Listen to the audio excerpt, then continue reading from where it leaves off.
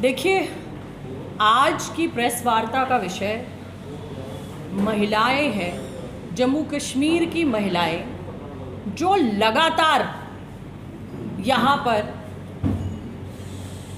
बेरोज़गारी झेल रही है। बेरोज़गारी का आलम ये है कि जम्मू कश्मीर महिलाओं के साथ बेरोज़गारी में नंबर 1 पर आ गया है।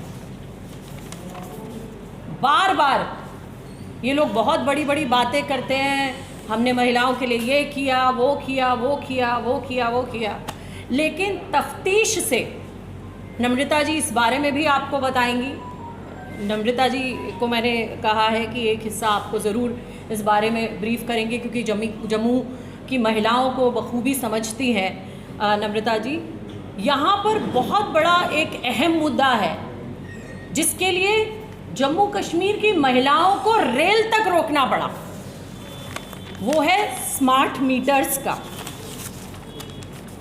आपने देखा होगा कि ये महिलाएं खड़ी हैं और रेल रोक रही हैं। जो बिल पहले 400 रुपये आया करता था, आज 5000 आ रहा है। मैं ऐसे ऐसे लोगों से मिली हूं जिन्होंने 23 हज़ार का बिल मुझे बताया है कि घरों का आ रहा है। आटा, चीनी, चावल, दूध, दही, सब पर तो टैक्स लगा ही दिया था। बच्चों के कॉपी, किताब, पेंसिल, रबड़ पर टैक्स लगा दिया था।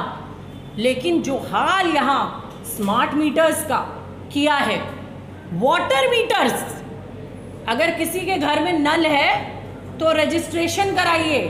आटा, चीनी, चावल, दाल, सबसे इनका पेट नहीं भरा। अब इन्होंने सोचा पीने के पानी तक पर भी टैक्स लगा दो। महिलाओं ने प्रोटेस्ट किया। ये देखिए आप, स्मार्ट मीटर का मैंने आपको बताया।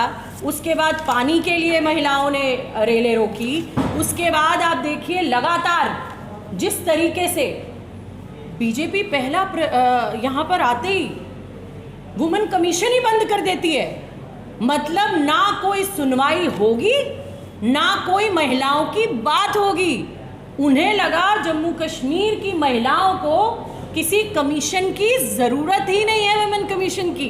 बड़े दुर्भाग्य की बात है कि भारतीय जनता पार्टी को ये लगता है कि जम्मू कश्मीर की महिलाओं को अपने हक का कुछ सवाल ही नहीं है, उनके हक की यहाँ कोई बात ही नहीं है। यहाँ पर लगातार नई नई बातें इन्होंने करी हैं, नई नई चीज़ों इन्होंने कही हैं। तफ्तीश में आपको सारी डिटेल्स में नम्रता जी अब बताएंगी। मैं आपसे लेकिन कुछ चीज़ें ये पूछना चाहती हूँ, जो लगातार हम बीजेपी का एक देख रहे हैं कि बड़े बड़े एड्स निकाल कर ये लोग कह रहे हैं कि अगर यहाँ पर कोई किसी और की सरकार बन गई तो संविधान और विधान बदलेगा। संविधान का चूरा तो जम्मू कश्मीर में इन्होंने किया है।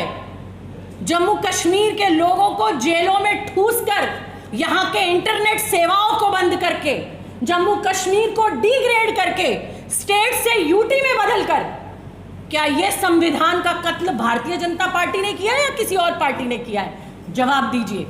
भारतीय जनता पार्टी, सवाल है आपसे।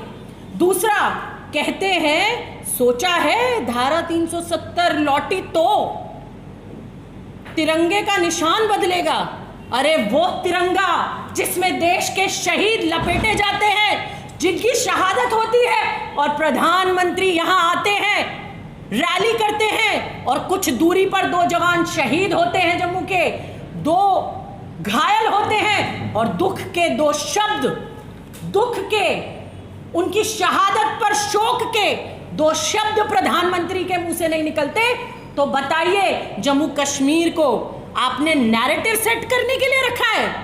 आपने पूरे देश की राजनीति चमकाने के लिए रखा है? क्योंकि जम्मू कश्मीर की जनता को, जम्मू कश्मीर के दुख से, जम्मू के जवानों की शहादत से आपको कोई मतलब नहीं है।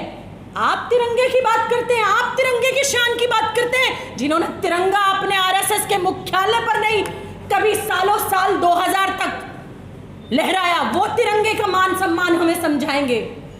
अरे तिरंगा आन बान शान है इस देश की, और हमें भारतीय जनता पार्टी से पूछने की जरूरत नहीं है कि तिरंगे का मान कैसे किया जाता है। आपने हमेशा तिरंगे का अपमान किया है भारतीय जनता पार्टी। इसके अलावा कहते हैं फिर चीख और आंसू होंगे।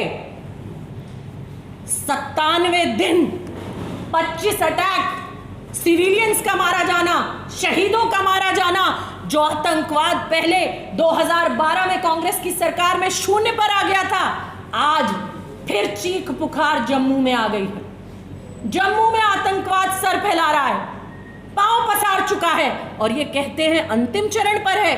ना आपने बॉर्डर छोड़े ना घर छोड़े, सिविलियन मारे जा रहे हैं। आप कहते हैं चीख पुकार और आंसू, आपको आंसुओं से नहीं सिर्फ वोट से मतलब है। अगर आपको आंसुओं से मतलब होता प्रधानमंत्री जी, तो हमारे एक जवान, शहीद जवान की शहादत पर आपने शोक व्यक्त किया होता। बड़ा दुख है कि आप इस देश के प्रधानमंत्री हैं और आपको अपने देश के जवानों से कोई सरोकार नहीं।